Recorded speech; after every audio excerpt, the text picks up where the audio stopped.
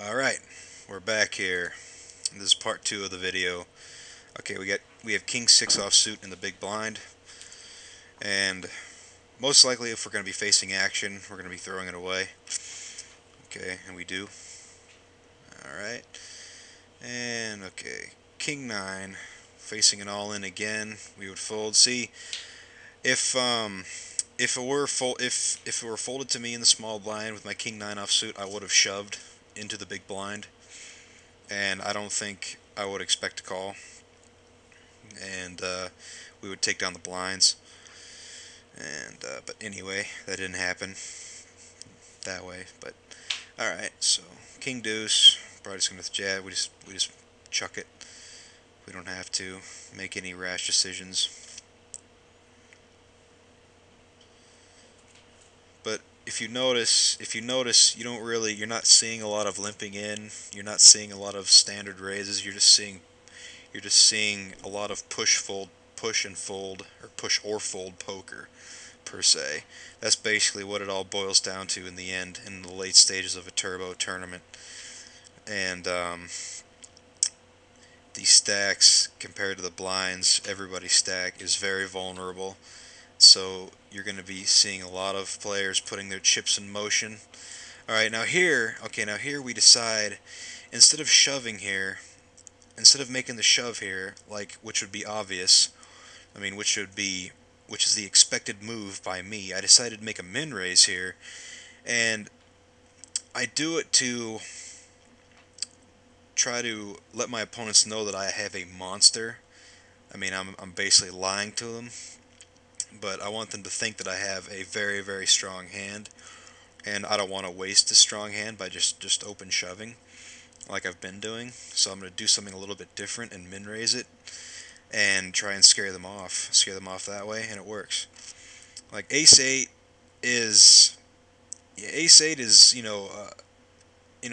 of course it's reasonable to shove the Ace 8 there, but I don't really want to know. I have enough chips that to where I don't really want to take the risk of shoving and then have one of my three remaining opponents in the hand call me with like a ace queen or ace jack, or something, because I've been a pretty active shover up to this point, and so my credit, they're not going to give me a lot of credit for a very strong hand, so they're probably gonna loosen up their hand ranges, their calling ranges to my shoves.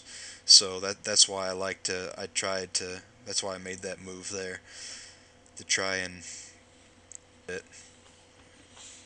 And you got to do that sometimes, but mainly just stick to your guns, just shove in unopened pots, use good stack play, and also be patient.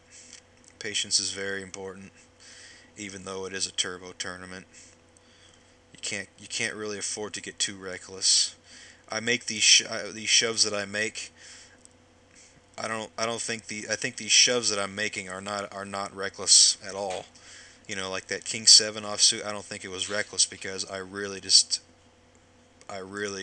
did not. I made the push almost feeling that I was guaranteed not to get a call.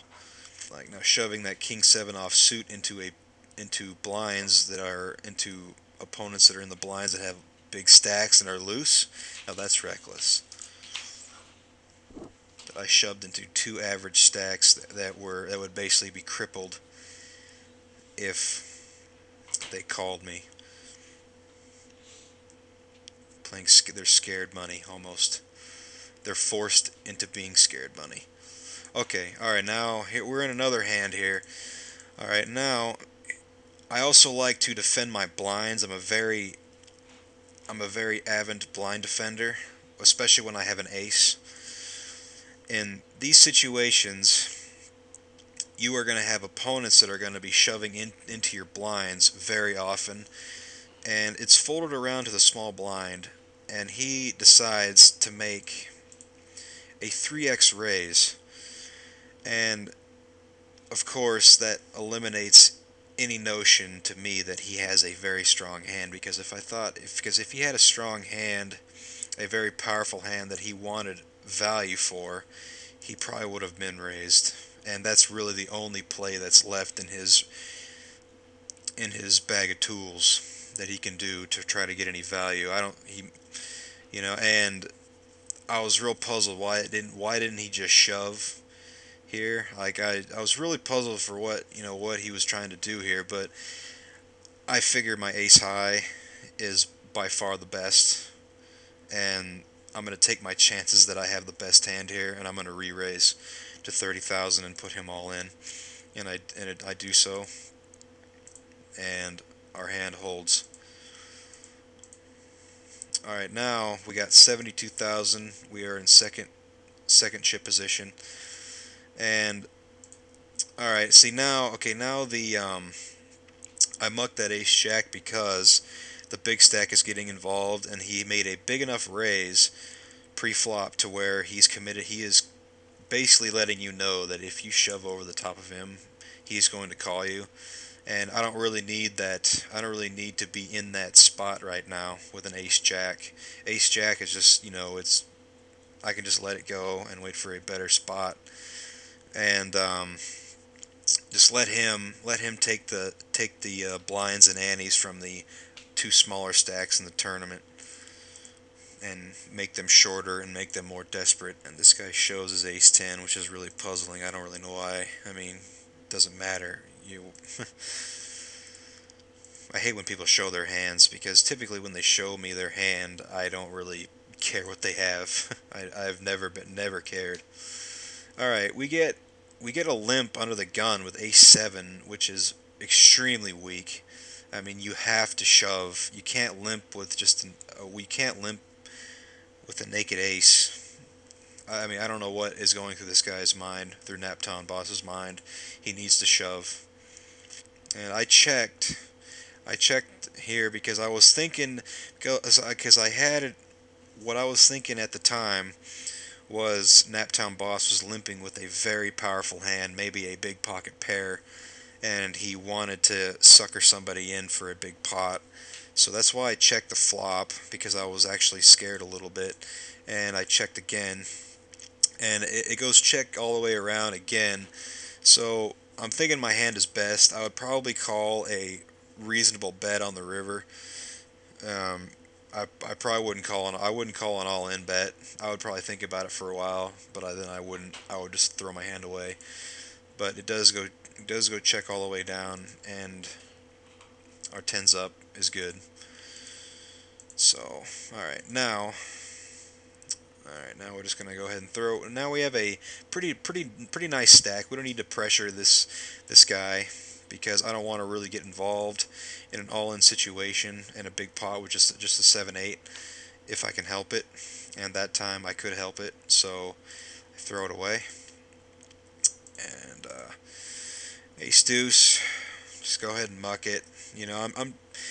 I have the chips right now to be patient, and I don't have to get out of line. I figured that I've been out of line throughout this final table, so I'm just trying to get my tight image back a little bit and try and stay behind the scenes a little bit. And in this particular hand, I'm very glad that I did. My ace deuce does not look good against aces. But alright. 9-4, limp, check.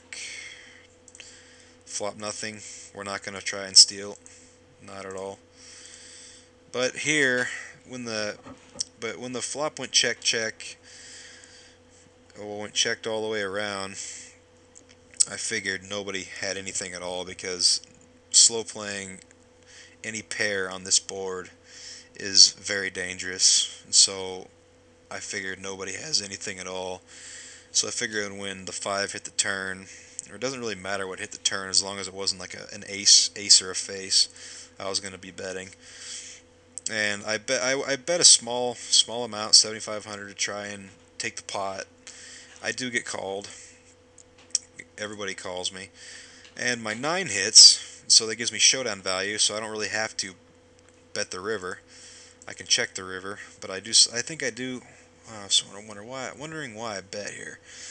I'm very puzzled why I bet. I thinking maybe if somebody had an 8, somebody was holding an 8 or a 5, they would call me because I figured an 8 would probably bet the flop.